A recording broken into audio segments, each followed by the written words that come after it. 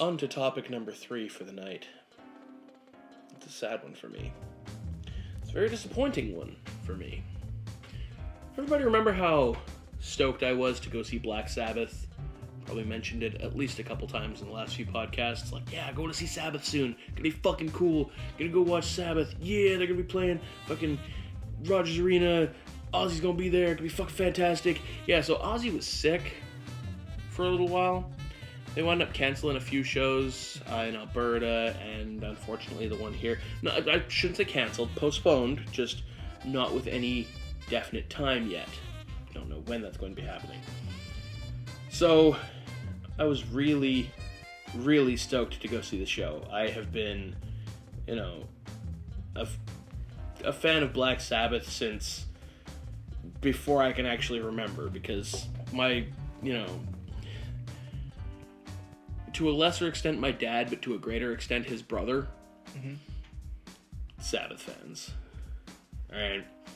One of the first songs I ever heard anyone play on a guitar was my uncle playing Iron Man on his fucking headless electric guitar that he had, which was fucking cool as shit. Yeah. Like, he did all your tuning down here because the neck had no head on it. Right. Yeah, it was really cool. It was really cool. And yeah, like one of the first... So it just sort of ends at the top fret? The top fret. Interesting. Yeah. And like, yeah, one of the first things I ever saw that guy do was like, I was sitting at his house and he fucking picked up his guitar, and like the body of it was like fucking that. That's it, right? Like, it was just a little thing, but it was like a full electric guitar. And yeah, he just picks that up and he starts rocking out Iron Man. And I'm just like, yes. Because I recognized the song from, when I was younger, and I would hear the music that they were listening to as I was too young to really understand it all. But always stuck with me, and that's probably why I'm the least metal-looking metalhead you'll ever see. But man, do I love me some fucking Sabbath. So I was just really, really stoked to go see this show, especially since, they're sort of, their album 13, which is like their reuniting album, was so fucking good, right? You listen to it, and you compare it to, like, some of their older stuff, right? And you realize that it's like they haven't even skipped a fucking beat. Yeah. Like, they hadn't played with Ozzy since, like, the late 70s or some shit like that. Yeah. When, wow. Right? And then suddenly, boom, this fucking album comes out a couple years ago now. But, and it's just like, they missed nothing, right? It's just, boom, it's Sabbath, right? And I was so looking forward to seeing them on stage, because it's been so fucking amazing. Show was postponed, and now I'm just like, no. The rage is real. Apparently, it's not, an ultimately sad story, because, like, as soon as I heard Ozzy was sick, I'm like, no, 2016, don't you fucking do this to me. You've already started strong, taking people out. Do not do this one. Do not fuck me like this, right? Reportedly, Ozzy's getting better. His condition's improved. They either are playing or have played now their show in Tacoma. It has not been canceled. So, the show will go on. Hopefully that means they'll be able to reschedule their dates in Vancouver, because I really, really want to go see these guys. They're, as I've probably mentioned before, one of the few bands that I would actually really care to see in concert. There's Sabbath, there's Iron Maiden. Would love to go to an Iron Maiden show. There was Weird Al Yankovic, but I did actually go see the Mandatory World Tour last year. That was fucking great. And God, is there anyone else? I think we mentioned before you'd like to see Ninja Sex Party. Oh, well, of course, if they did a thing. Yeah, and Korpiklani.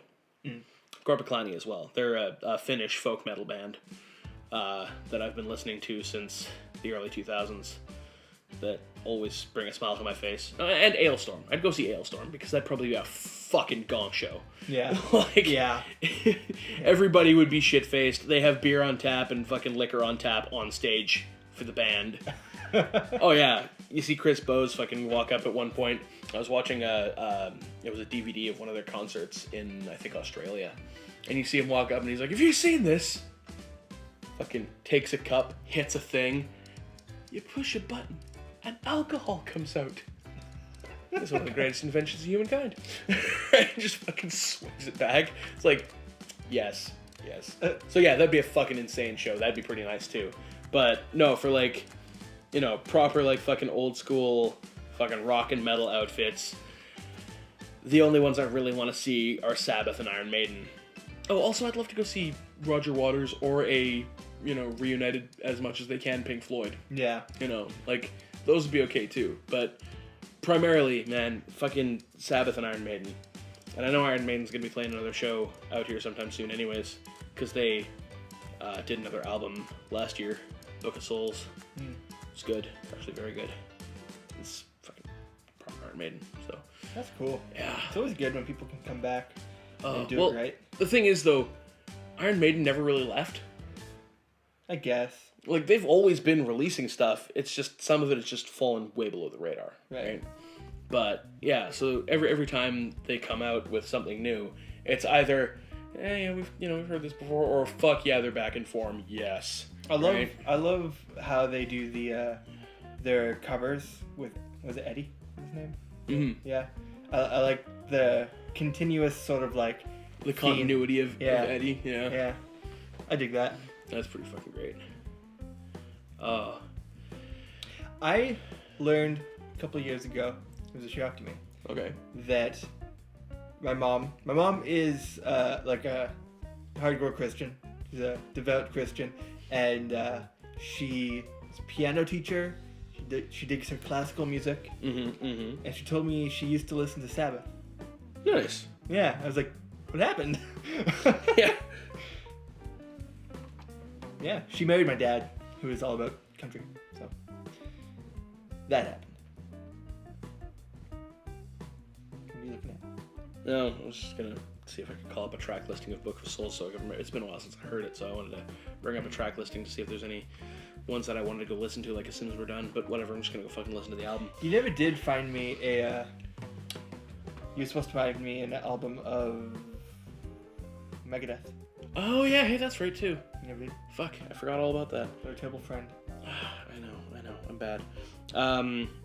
Tell you what, just send me a message on Facebook. I'm not on right now, but that way when I get to my computer, I'll actually remember shit.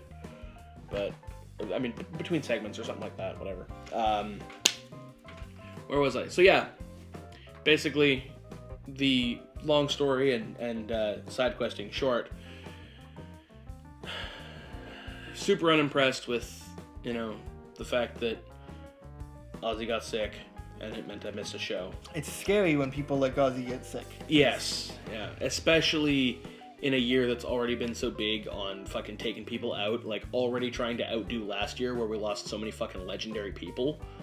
Like, it's definitely scary when something like that happens. It's like, is there gonna be a show, right? Mm-hmm. But, like I said, the silver lining, Ozzy seems to be getting better. They're actually playing shows. They'll reschedule. I'll get to go. And, I mean, everybody who cares will already know when that happens. But, I mean, when I find out when it's being rescheduled too, I will, of course, mention it on here. But I think that's all I really have for this segment. Yeah. It's just... Well, while we're there, let's talk a bit about the 2016 thing. Like, I feel like, yeah, this year's hit you pretty hard with Bowie and Lemmy. Lemmy was technically last year. Oh, was it? Yeah, he was in December, late December. Oh, whatever. Yeah. But yeah, and I feel like that just sort of happens at our age for most people, right? Because like the people that we cared about, that we grew up with, they were 30s, 40s, probably when they were at their peak, and we were young. And then we also liked the people from a few decades before, right? Because they had been growing in the cultural mind, and that's when we picked them up.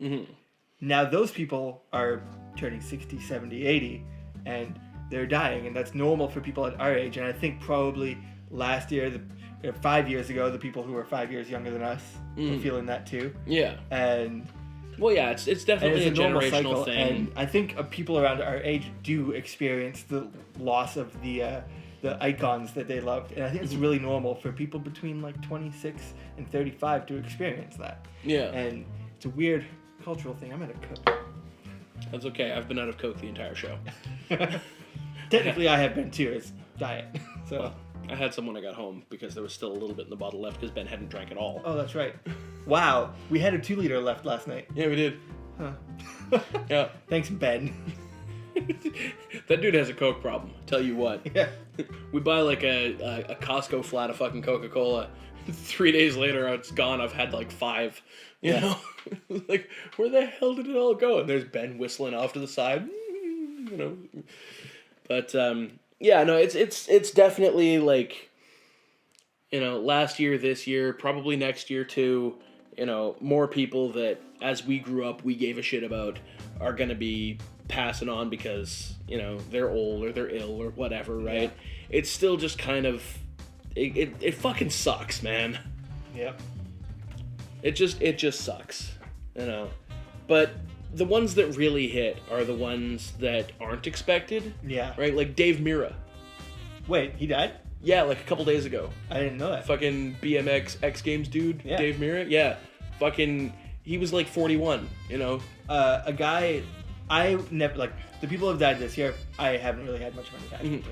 I mean, I didn't even know Bowie's songs were Bowie's songs. I knew his songs, but I didn't know they were by him. See, my mom was a huge Bowie fan, and thus by, you know, osmosis, I grew up with Bowie like fan. 90s rock and like some country. Yeah. So, I didn't have the pleasure of knowing that.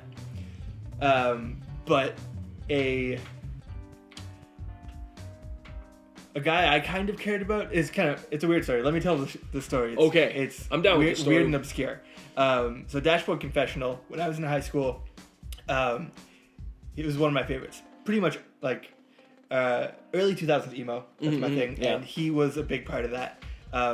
Dashboard Confessional was the side project of Chris Carrabba, who was lead singer on the first album for a band called Further Seems Forever. Okay. Dashboard Confessional went really well, so he left Further Seems Forever after the first album and did Dashboard Confessional. Second album for Further Seems Forever came, and they did it with Jason Gleason, who was from some other band.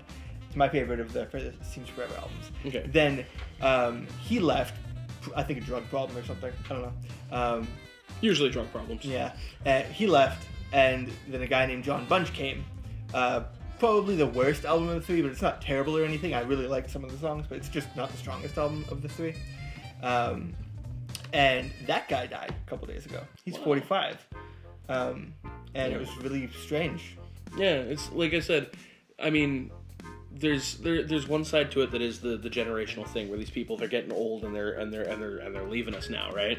But it's the ones that hit the hardest are probably definitely the ones that you don't expect because they're not that old. Yeah, and people leaving in their prime, like Monty Ohm. Yeah, last year that was the biggest one for me last year. I mean, we lost a lot of icons, a lot of legends, but most of them were that age. I mean, we lost Christopher Lee, but motherfucker was 92 years old. And he did more than anyone in the history of ever. Yeah, so. Exactly, right? But then you get someone like Monty, and he's like, you know, just getting his shit going, right? Yeah. He's just getting where he needs to be. And that's when it happens, and it's just like, man, fuck off, right? Like that. Those are definitely the ones that hit the hardest because they're the ones you don't see coming. You know, you're always expecting when people get, you know, 60s, 70s, 80s, 90s in some cases, right? That fucking they're probably on their way out, but you know, enjoy what they've given to the world and enjoy what they've done and all this, right? Everybody, of course, will then also have, you know, controversial things they've done or outright terrible things they've done, and those usually get brought up by people when they've died. But at the same time, like, you know, it doesn't diminish the good that they've done and all that shit. But you expect it, right? It's gonna happen.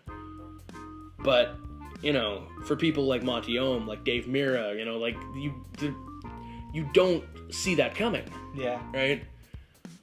And those are the ones that fucking hit the hardest. And let's talk about something fun now. Can we talk about something fun? Next segment.